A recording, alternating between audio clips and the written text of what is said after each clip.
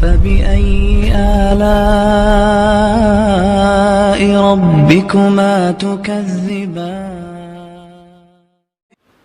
یاد رکھو ایک بات، خوب اچھی طرح سمجھ لو کہ جو قرآن مجید کی کہی ہوئی باتوں کو مانتا نہیں ہے اور عمل نہیں کرتا، ایک ہے اس کی باتوں پر ایمان لانا، اور ایک ہے پھر ایمان لا کر اس پر کچھ چیزوں کا تعلق نظریے سے ہوتا ہے، سوچ سے ہوتا ہے، کچھ چیزوں کا تعلق آپ کی پریکٹیکل لائف سے ہوتا ہے۔ جو آدمی قرآن کی آیات پر ایمان نہیں رکھتا یا عمل نہیں کرتا، خوب اچھی طرح دماغ کھول کے سن لیں، اسے دنیا میں سکون کے علاوہ سب کچھ مل سکتا ہے، کیونکہ وہ اتنی بنیادی ضروری چیزیں ہیں کہ ان کو فالو کیے بغیر آپ انسان ہی نہیں بن سکتے۔ دیکھو انسان کی جو زندگی ہے نا، تھک تو نہیں گئے آپ لوگ؟ مجھے لگ رہا ہے کچھ ایسے تھکے تھکے سے۔ انسان کی جو زندگی ہے اس کے دو پہلو ہیں، ایک ہے مادہ، یعنی زبان ہے، آنکھ ہے، ناک ہے، کان ہے، کھوپڑی ہے، ناخن ہیں، انگلیاں ہیں، تو یہ گدھے کے پاس بھی ہوتی ہیں، کھر ہوتے ہیں، انگلیاں شیر کے پاس ہوتی ہیں، لومڑی کے پاس ہوتی ہیں، مطلب یہ چیزیں جانوروں کے پاس بھی ہیں۔ کیا خیال ہے؟ دم کا بس ایک تھوڑا سا مسئلہ ہے، ایک چیز ان کے پاس ایکسٹرا ہے جو ہمارے پاس نہیں ہے، دم ہے ہمارے پاس نہیں، لیکن ہمیں دم کی ضرورت نہیں۔ ہمارے حضرت کے پاس نا ایک شخص آیا، ہم حضرت کے بڑے بھائی تھے، ان کے پاس ایک شخص آیا، کہنے لگا مجھے وہم ہو گیا ہے کہ میں بندر تو نہیں ہوں کہیں۔ وہم کی بیماری بڑی خطرناک ہوتی ہے، کسی کو کسی بھی وقت کچھ بھی وہم ہو سکتا ہے۔ ایک ڈاکٹر کے پاس ایک شخص گیا کہ مجھے وہم ہو گیا میں بندر تو نہیں ہوں، تو اس نے کہا پنکھے سے نیچے اترو گے تو بتاؤں گا۔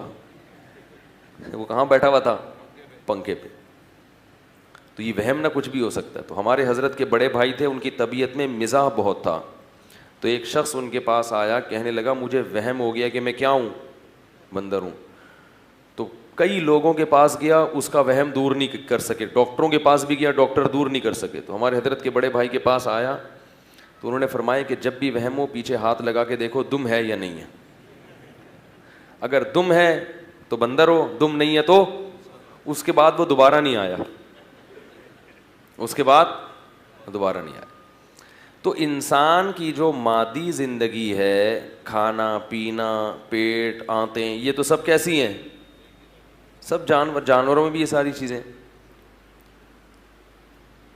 لیکن انسان کی ایک زندگی ہے روحانی، وہ زندگی انسان کو انسان بناتی ہے۔ اس روحانیت کی وجہ سے انسان کو زمین پر حکومت کا حق حاصل ہوتا ہے، اس کائنات پہ حکومت کا حق حاصل ہوتا ہے۔ جو لوگ مذہب کو نہیں مانتے وہ کہتے ہیں ہم اس کائنات کو مسخر کریں گے، اس پر حکومت کا ہمیں حق ہے۔ سوال پیدا ہوتا ہے کہ یہ حق آپ کو کس نے دیا؟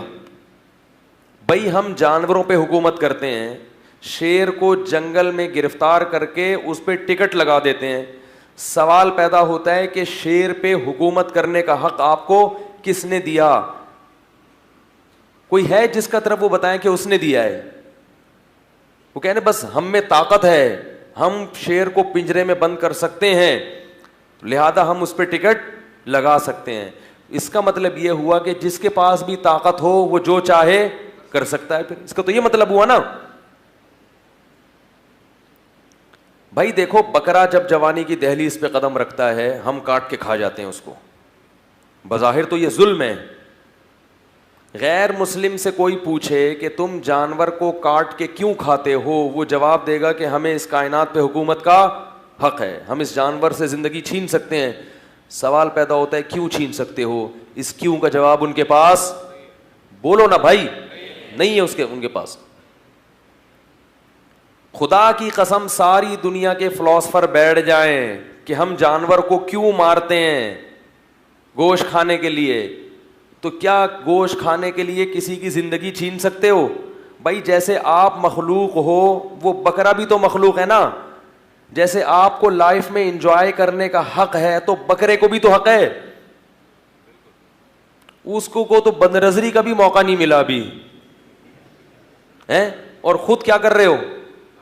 پوری زندگی عیاشی کرتے ہو, شرابیں پیتے ہو, اور اس کو بد نظری بھی موقع نہیں ملا اور اس کو کاٹ کے کھا گئے. ہیومن رائٹس تو ہیں, تو جانوروں کے بھی تو رائٹس ہونے چاہیے. یقیناً آپ کہہ سکتے ہیں کہ جانوروں کے رائٹس بھی ہیں کہ جانوروں پہ ظلم نہ ہو, یہ نہ ہو, وہ نہ ہو, جنگلوں سے نسلیں ختم نہ ہوں. تو وہ نسلیں جو جنگلوں سے ختم نہ ہوں تو وہ بھی آپ نے انسان کے انٹرٹینمنٹ کے لیے قانون بنایا ہے, ورنہ جانوروں پہ آپ کو ترس نہیں آتا. جو کاٹ کے کھا جاتے ہو, مچھلیوں کو سمندر سے نکال کے کڑائی میں ڈال کے کھا جاتے ہو, تو یہ کہاں کے رائٹس ہوئے؟ تو ان باتوں کا کسی کے پاس کوئی جواب نہیں ہے. اس کا جواب صرف مسلمانوں کے پاس ہے اور صرف قرآن کے پاس ہے. ہم یہ کہ ہم سے کوئی پوچھے بکرے کو کاٹ کے کیوں کھاتے ہو, اس کو بھی تو جینے کا حق ہے. ہم کہتے ہیں اللہ نے ہمیں اجازت دی ہے, جو اس کائنات کا بنانے والا, اور اس کی پرمیشن کے بعد ہمیں کسی سے پرمیشن کی ضرورت نہیں.